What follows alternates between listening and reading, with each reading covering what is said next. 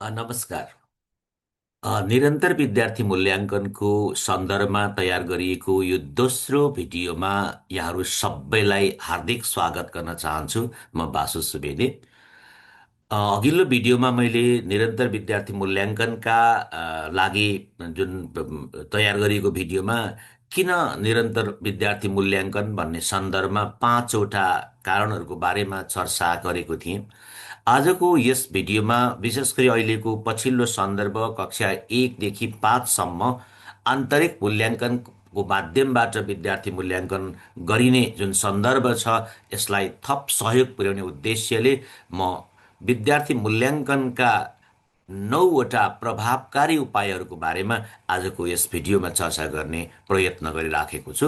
विद्यार्थी मूल्याङ्कनका सम्भाव्य तरिका तथा साधनहरूको प्रसङ्ग जोडेर पक्कै पनि यहाँहरूले अघिल्लो भिडियोबाट किन विद्यार्थी मूल्याङ्कन आन्तरिक रूपमा गर्नुपर्छ भन्ने को सन्दर्भमा थप आफूलाई जुन अनुभव थियो त्यसमा थप अनुभवहरू सङ्ग्रह गरिसक्नु भएको छ।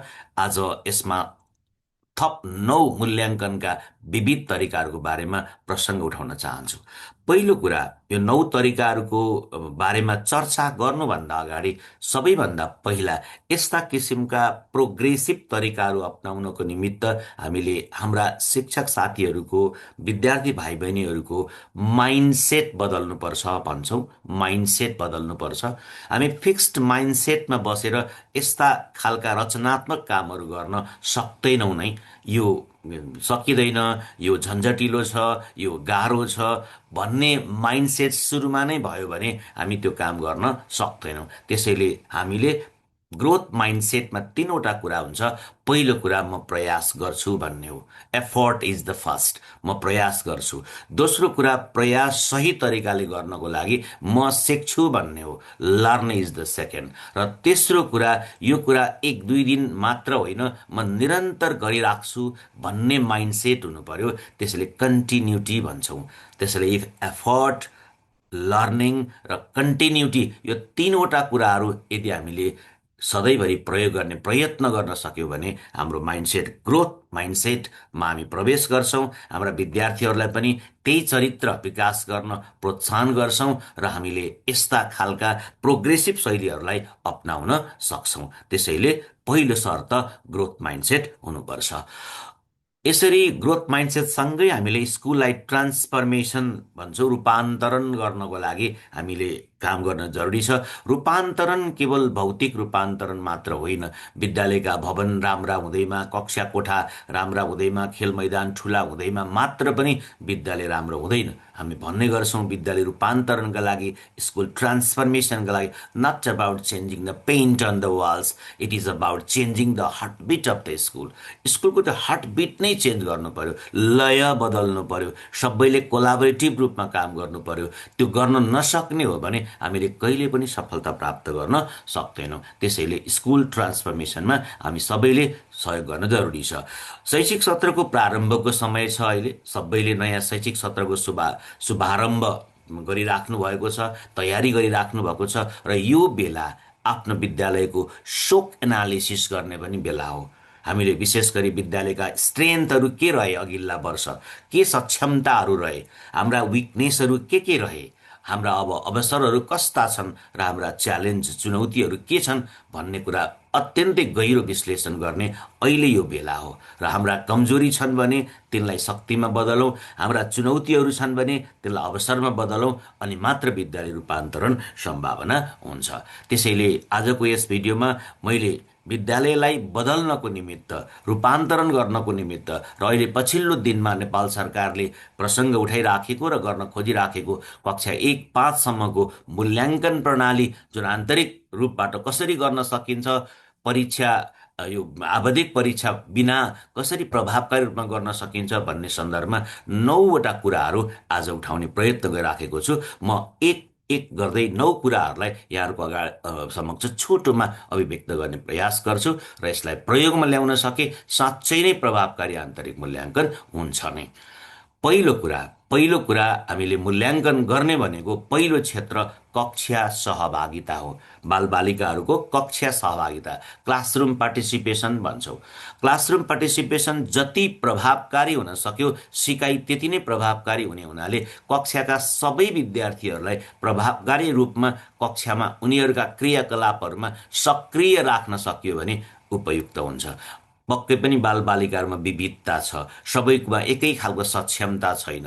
कोही बालबालिकाहरू क्लासरुमको अगाडि आएर बोल्न रुचि राख्नुहुन्छ, कोही बालबालिकाहरू चित्र बनाउन रुचि राख्नुहुन्छ, कोही बालबालिकाहरू साना खेलहरू कक्षा कोठाभित्रै खेलेर पनि सिक्न सक्नुहुन्छ। विविध तरिकाले बालबालिकाले विभिन्न प्रश्न गर्न सक्नुहुन्छ, सक्रिय रूपमा सुन्न सक्नुहुन्छ।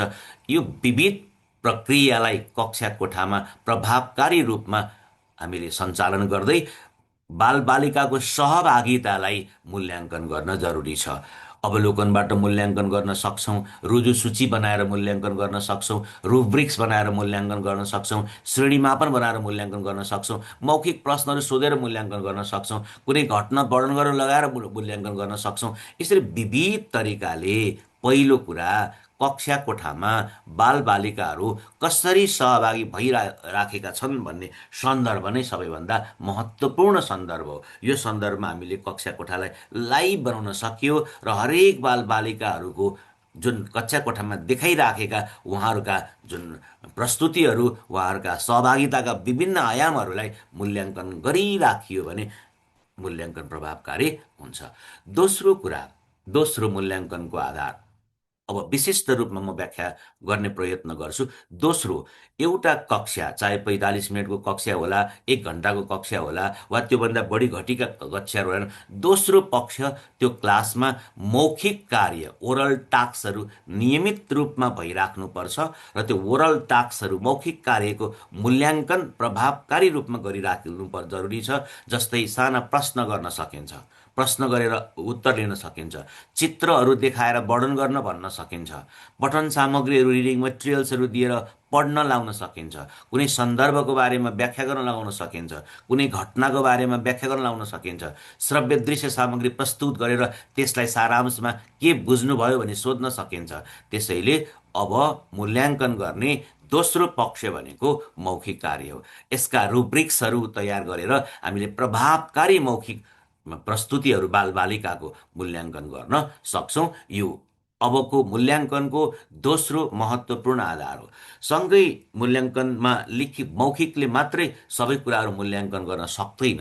प्रस्तुति हुन्छ, अभिव्यक्ति हुन्छ र ती कुराहरूलाई लिखित कार्यमा पनि रूपान्तरण गर्न जरुरी छ। त्यसैले तेस्रो कुरा भनेको लिखित कार्यको मूल्याङ्कन, विभिन्न रिटन टास्कहरू प्रोभाइड गर्न जरुरी छ र बालबालिकाहरूलाई लेख्ने कार्य पनि त्यही कक्षाभित्र दिइराख्नुपर्ने आवश्यकता छ।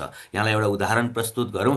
45 मिनटको कक्षा छ र हामी लेसन प्लान बनाइराखेका छौँ भने कम्तीमा हरेक कक्षामा बालबालिकाले 10 देखि 12 मिनटसम्म लेख्न पाएको अवस्था हुन जरुरी छ। विभिन्न विषयमा हुनसक्छ, गणित विषयमा, विज्ञान विषय जस्ता विषयमा लेख्न पाइराख्नु भएको हुनसक्छ, तर अन्य विषयहरूमा, भाषाका विषयहरूमा हामी बढी मौखिकमा टिचरको लेक्चरमा कक्षा चलिराखेको हुन्छ। यो कुरालाई रूपान्तरण गर्दै लिखित कार्यलाई बढी प्रोत्साहन दिन जरुरी छ। अघि मौखिकमा जसरी प्रश्न सोधेर उत्तर लियौँ, यहाँ प्रश्न लिखित रूपमा प्रश्नको उत्तर लिन सकिन्छ, छोटा परीक्षा गर्न सकिन्छ। हामीले परीक्षा गर्नै हुँदैन भन्ने जस्तो भावहरू अहिले बुझिराखेको देख्न सकिन्छ। यो परीक्षा नलिने भन्नुको अर्थ यो कक्षा कोठामा लेख्न नलगाउने, छोटा प्रश्नको उत्तरै लेख्न नलगाउने भन्न खोजिएको होइन। छोटा परीक्षाहरू प्रशस्तै लिनुपर्छ भन्न खोजिएको। त्यो आवधिक परीक्षामा 2 घन्टा 3 घन्टाका ती परीक्षाले मात्र पुग्दैन भन्न खोजिएको। त्यसैले प्रशस्तै साना छोटा परीक्षाहरू त्यही एउटा कक्षाभित्र चलाइराख्न जरुरी छ। कुनै घटनाको बारेमा लेख्न लगाउन सकिन्छ, कुनै सन्दर्भको बारेमा लेख्न लगाउन सकिन्छ, कुनै पठन सामग्री पढिसकेपछि सारांश लेख्न भन्न सकिन्छ, श्रव्य दृश्य सामग्री हेरिसकेपछि त्यसलाई लेख्न लाउन सकिन्छ, अब आफ्नो कक्षाको लेसन प्लान बनाइरहँदा म बालबालिकालाई लेख्ने अवसर कसरी दिन सक्छु होला, लिखित कार्यको मूल्याङ्कन कसरी गरिराख्छु होला भन्ने पनि अब शिक्षकले योजना बनाइराख्नुपर्छ र लिखित कार्यको आफ्नै रुब्रिक्स हुन्छ। त्यो रुब्रिक्सहरू प्रयोग गरेर हामीले बालबालिकाहरूको मूल्याङ्कन गरिराख्नुपर्ने जरुरी छ। यसै गरी चौथो महत्त्वपूर्ण कुरा परियोजना तथा प्रयोगात्मक कार्य भन्छौँ, प्रोजेक्ट एन्ड प्र्याक्टिकल वर्क। अहिले हामीले अघिल्ला वर्षहरूमा पनि यो प्रोजेक्ट प्र्याक्टिकलको कामहरू गरिराखेका छौँ, तर प्रभावकारी रूपमा भइराखेको देख्न सकिन्न। परियोजना प्रयोगात्मक कार्य कक्षा कोठाभित्र सम्भव छैन। यसका लागि केही समय बढी लाग्न सक्छ। त्यसैले 2 दिन 3 दिन 4 दिन 5 दिन 6 दिन 1 साता 2 साता कतिका परियोजनाहरू निर्माण गर्ने हो, त्यस्ता परियोजनाहरू निर्माण गरेर परियोजनामा बालबालिकाहरूलाई संलग्न गराएर उनीहरूको चौतर्फी विकासमा हामीले सहयोग गर्न जरुरी छ। विशेष गरी सामाजिक अन्तर्क्रियाका कुराहरू, कुनै कुरा अवलोकन गर्ने कुराहरू, कुनै कुरा निर्माण गर्ने कुराहरू आफ्नो पाठ्यक्रममा आफ्नो विषयमा तोकिएको उद्देश्यको आधारमा यो परियोजना कार्य निर्माण गरेर त्यो परियोजना कार्य बालबालिकाहरूलाई प्रस्तुत गराउन सकियो र प्रभावकारी रूपमा यो परियोजना कार्य सञ्चालन गर्न सकियो। सँगै प्रयोगात्मक पनि विभिन्न विषयमा प्रयोगात्मक प्र्याक्टिकल वर्कहरू पनि हुन्छ। त्यसका लागि पनि विद्यालयभित्रै वा विद्यालय बाहिर पनि विभिन्न अभ्यासका कार्यहरू सञ्चालन गर्न सकिन्छ। त्यसैले यस्ता कार्यहरू सञ्चालन गर्दै रुजुसूचीको माध्यमबाट, रुब्रिक्सको माध्यमबाट, श्रेणी मापनको माध्यमबाट मौखिक प्रश्न सोधेर उनीहरूले गरेका कुराहरूको मूल्याङ्कन गर्न सकिन्छ। त्यसैले यो परियोजना र प्रयोगात्मक कार्य अत्यन्तै ठुलो फोल्डरको रूपमा रहेको छ मूल्याङ्कनको। चौथो मैले यहाँहरूको यो बिचमा यो कुरा राखेँ।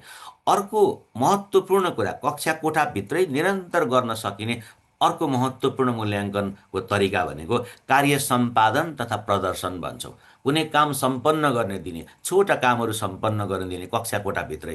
कुनै चित्र निर्माण गरिराखेका हुन सक्छन्, कुनै मोडल निर्माण गरिराखेका हुन सक्छन्, कुनै अन्य सामग्री बनाइराखेका हुन सक्छन्, कुनै लेखन कार्य गरिराखेका हुन सक्छन्।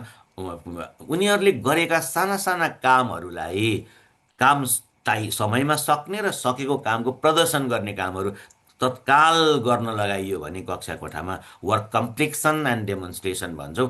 त्यो कामको अवलोकन गरियो, त्यो कामको रुजुसूचीबाट मूल्याङ्कन गरियो, रुब्रिक्सबाट मूल्याङ्कन गरियो, श्रेणीमापबाट मूल्याङ्कन गरियो, मौखिक प्रश्न सोधेर मूल्याङ्कन गरियो भने प्रभावकारी रूपमा कक्षा कोठामा मूल्याङ्कन हुन्छ।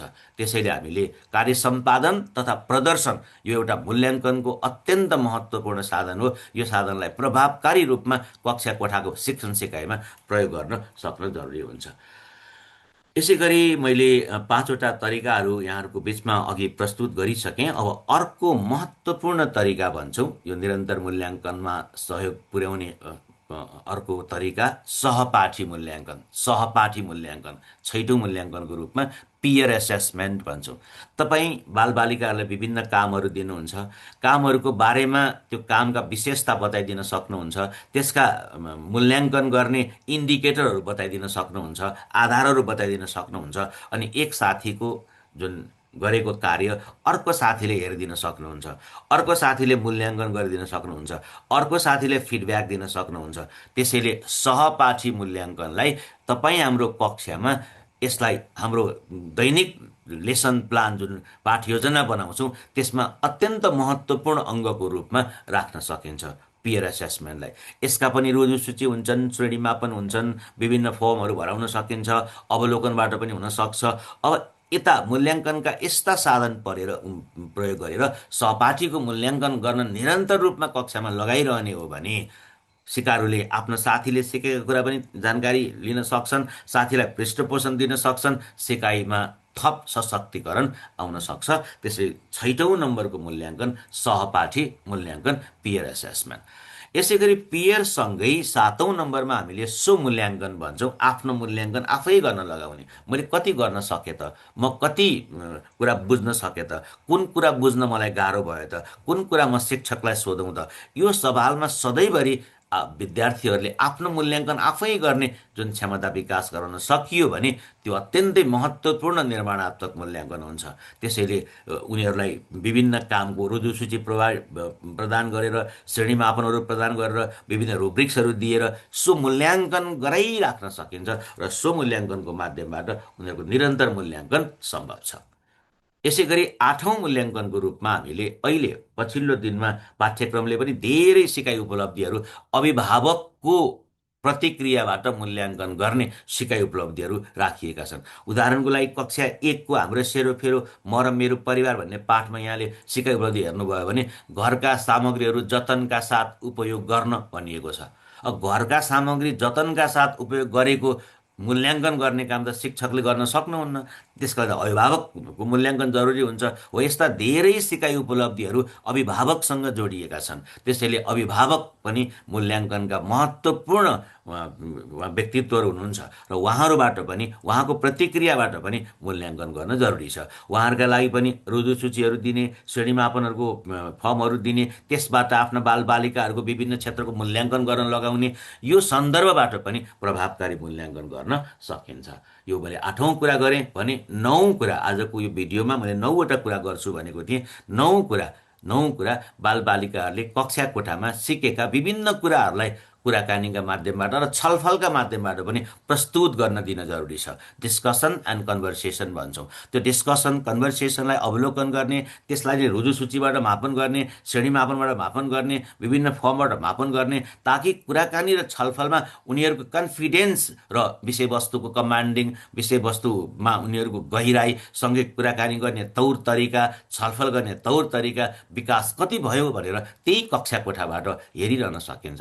यसरी हामीले बालबालिकालाई विभिन्न तरिकाबाट अहिले भर्खरै मैले उल्लेख गरेका 9वटा तरिकाहरूको बारेमा यहाँहरूको बिचमा प्रस्तुत गरेँ। यी विभिन्न तरिकाहरूबाट निरन्तर मूल्याङ्कन गरिरहने हो भने एउटा सन्दर्भ म गहिरोसँग यहाँहरूसँग के रिक्वेस्ट गर्न चाहन्छु भन्दा, हाम्रो आवधिक परीक्षामा वर्षभरिमा मानौँ 3वटा परीक्षा लिनुभयो भने कक्षा 4-8का बालबालिकाले 2+2+2 6 घन्टा लेख्न पाउनुभयो, वा 9-12का विद्यार्थीहरूले 3+3+3 9 घन्टा लेख्न पाउनुभयो। त्यतिले पुग्दैन।